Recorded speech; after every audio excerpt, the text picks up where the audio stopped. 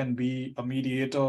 I was just referring to the fact that the last two batches of India's only postgraduate course in mediation that's run at the Maharashtra National Law University in Mumbai, 60% of those people, participants there, are not lawyers. They're either police people, psychologists, teachers, business folks. So yeah, I think it's very much open to anyone who is a professional in their own space to come and learn those skills. Now, there will be always a little backlash from the legal community.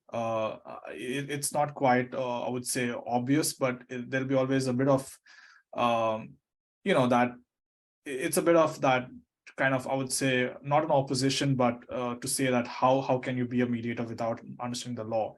But there is a space for an expert in any place. So it depends on what kind of a mediation style you are, of course, acquiring. As a facilitative mediator, my role is to help you talk. My role is to help you design the process. My role is to help you prepare for the session and coach you on how you're going to speak and how you're going to frame your sentences, how you're going to figure out what your interests are, how you're going to express your interests, how you're going to brainstorm your solutions.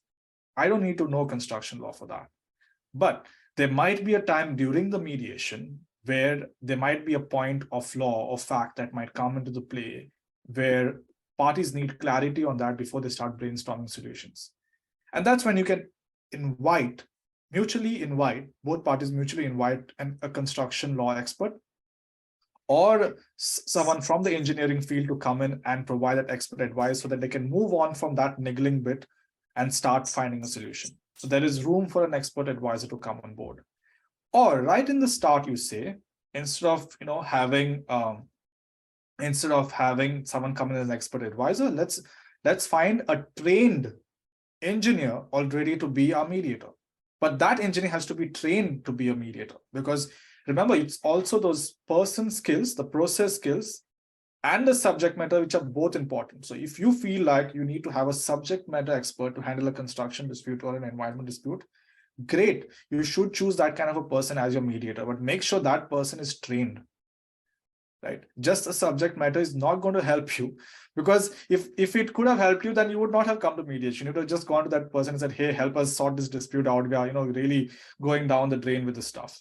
So the important thing is that subject matter expert has to be trained in the process to, as I said, to rephrase, to summarize, to ask proper questions, to calm people down, to anchor emotions.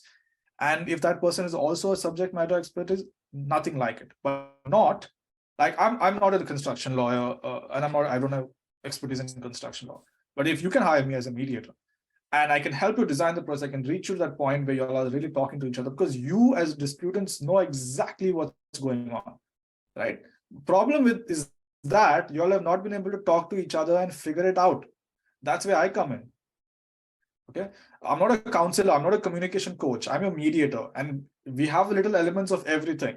And that's what we bring to the table to help you continue talking, to help you continue negotiating, right? So, and if there is a point, say 3 hours, 5 hours down into the mediation, there is a point of fact or a point of law that needs an expert to come in, that expert is brought in at that point of time. We sort out a little niggle, that expert goes back, we continue with the process.